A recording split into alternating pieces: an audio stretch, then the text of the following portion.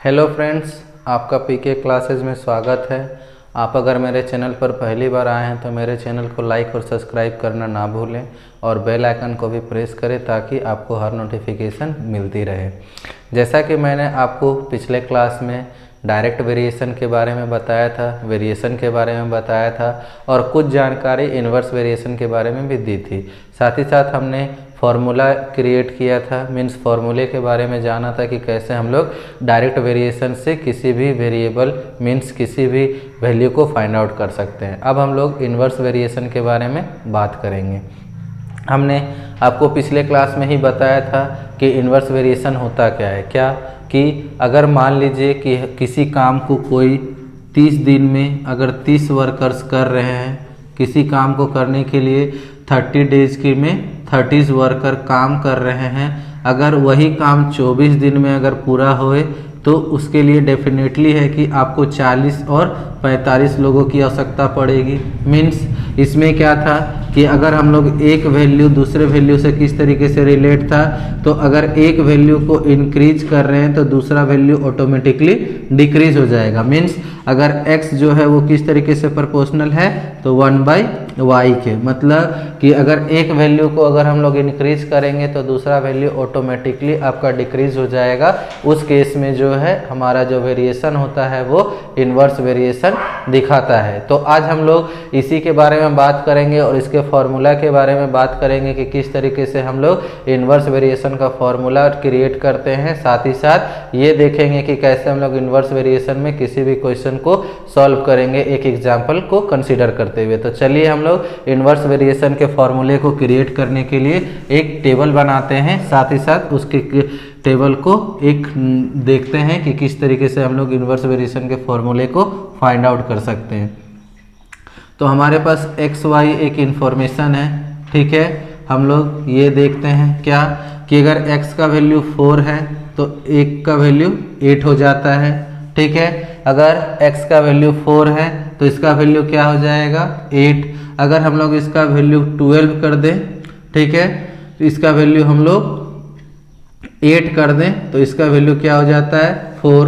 उसी तरीके से अगर इसका वैल्यू हम लोग क्या कर दें, आपका 1 का वैल्यू 4 है, उसका वैल्यू कि देखिए 1 अगर डिक्रीज है तो 1 इंक्रीज हो जाएगा, 1 इंक्रीज है तो 1 डिक्रीज हो जाएगा, ठीक है। उसी तरीके से क्या कि अगर हम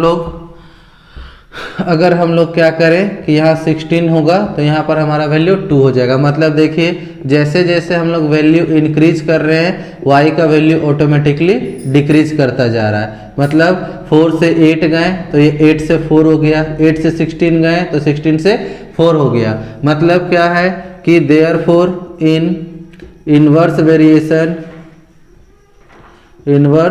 वेरिएशन अगर हम लोग वहाँ पर डायरेक्ट वेरिएशन में क्या कर रहे थे कि x/y का वैल्यू निकाल रहे थे तो वो कांस्टेंट हो रहा था। यहाँ पर हम लोग अगर x इंटू वाई करें तो ये हमारा क्या होगा कांस्टेंट होगा। आप चाहो तो देख सकते हो क्या कि x इंटू वाई करें, ठीक है। फर्स्ट केस में हमारा क्या है 4 इंटू 8, ये हमारा 32 है। सेकेंड केस में भी हम लोग देख रहे हैं 8 इंटू 4 32। थर्ड केस में भी हम लोगों ने क्या देखा 6 इंटू 12 दैट इज 32। मतलब अगर हम लोग देख सकते हैं टेबल में कि अगर x इंटू वाई करे तो उसका वैल्यू क्या आ रहा है कांस्टेंट आ रहा है। मतलब कि so the formula of inverse variation is equal to क्या होगा x y is equal to k. हम लोग इस फॉर्मूला का इस्तेमाल करके ये देख सकते हैं कि कोई भी वेरिएशन हमारा इन्वर्स वेरिएशन है कि नहीं, और उसके अनुसार हम लोग किसी भी x या y के वेरिएबल को जिसका भी वैल्यू हमसे कहा जाए उसके अनुसार हम लोग जो भी गिवन वैल्यूज होगा उसके अनुसार जो रिक्वायरमेंट वैल्यू होगा उसको हम लोग निकाल सकते हैं। तो इसके अनुसार हमारे पास x और y का वैल्यू आप चेंज कर सकते हो कि y is equal to x is equal to k/y होगा और y इज इक्वल टू क्या हो जाएगा k/2 x होगा। तो आप इस तरीके से x और y डायरेक्ट भी आप निकाल सकते हो वैल्यू को रिड्यूस करते हुए। अब हम लोग एक एग्जाम्पल कंसीडर करेंगे जिससे हम लोग ये देखेंगे कि किस तरीके से हम लोग इसके वेरिएशंस के वैल्यू को निकालते हैं। आप वीडियो को पॉज कर लीजिए लिखने के लिए, हम लोग एक एग्जाम्पल कंसीडर करेंगे। अब हम लोग एक एग्जाम्पल कंसीडर करते हैं और देखते हैं कि हम लोग किस तरीके से इन्वर्स वेरिएशन के प्रॉब्लम को सॉल्व करते हैं। तो हमारे पास एक एग्जाम्पल है कि if 52 mens can do a piece of work in 35 days, कि मान लीजिए कि 52 लोगों का एक ग्रुप है जो किसी काम को 35 दिन में ख़त्म करता है।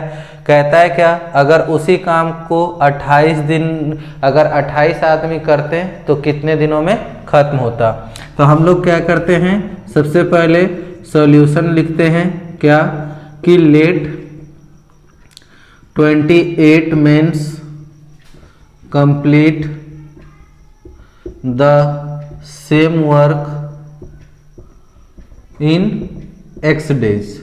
हम लोग क्या मान लिए कि हम लोगों का जो काम है 28 लोग मिलकर के x दिनों में करेंगे। अब हम लोग एक टेबल फॉर्मेट करेंगे, मीन्स टेबल बनाएंगे, ठीक है। इसमें जो भी हमारे पास जानकारी है उस जानकारी को यहाँ पर लिखेंगे कि x और y, ठीक है।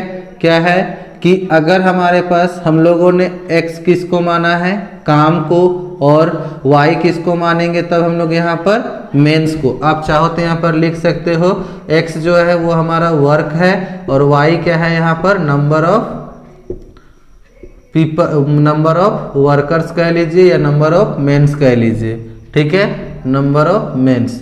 तो नंबर ऑफ मेंस कितना है 52, तो हमारा वर्क कितना हो रहा है 35 डेज में। अगर हमारे पास नंबर ऑफ वर्कर 28 है तो ये हमारे पास कितना होगा, हम लोगों को यही फाइंड आउट करना है। तो हम लोग आगे क्या लिखेंगे, we know that from inverse variation क्या चीज कि x into y is equal to k. तो इसका मतलब क्या होगा कि जो हमारा 35 इंटू 52 ये किसके इक्वल होगा, इसके इक्वल, मतलब हम लोग इसको x लिखेंगे इंटू 28 और x इज इक्वल टू क्या हो जाएगा 35 इंटू 52 बाई 28। अब हम लोगों को बस इसको सॉल्व करना है और आगे बनाना है। तो 7 5 जा 35, 7 4 जा 28। अब यहाँ से ये कितना हो जाएगा 13 4 जा 52। तो हमारे पास कितना आया 5 इंटू 3, मतलब ये कितना हो जाएगा, अगर हम लोग इसको यहाँ पर मल्टीप्लाई करेंगे, हम लोग इसको इधर लिखते हैं, ठीक है। हमारे पास ये हो गया 7 5 जा 35, 7 4 जा 28। अब यहाँ से हम लोग 4 से इसको डिवाइड कर दिया 13 टाइम में, तो हमारे पास क्या आया x is equal to 5 into 3 13। अब इसको इंटू किए तो 65 डेज, मतलब हमारे पास ये जो होगा वो कितना होगा 65 डेज। मतलब कि अगर 52 लोग काम कर रहे थे तो 35 दिन लग रहा था, 28 दिन काम करेंगे तो 65 दिन लगेंगे। तो इस तरीके से आप किसी भी क्वेश्चन को इन्वर्स वेरिएशन के प्रॉब्लम्स को सॉल्व कर सकते हैं। और अगर आपको किसी भी तरीके की परेशानी है तो आप मुझे मैसेज कमेंट भी कर सकते हैं। आज के लिए इतना ही। और हाँ, आप अगर मेरे वीडियो को लाइक और सब्सक्राइब करना ना भूलें। आप चाहो तो मुझसे ऑफलाइन भी क्लासेस कर सकते हो। मैं अपने ऑफलाइन क्लासेस की जानकारी इस वीडियो के लास्ट में डाल दूंगा। आज के लिए धन्यवाद।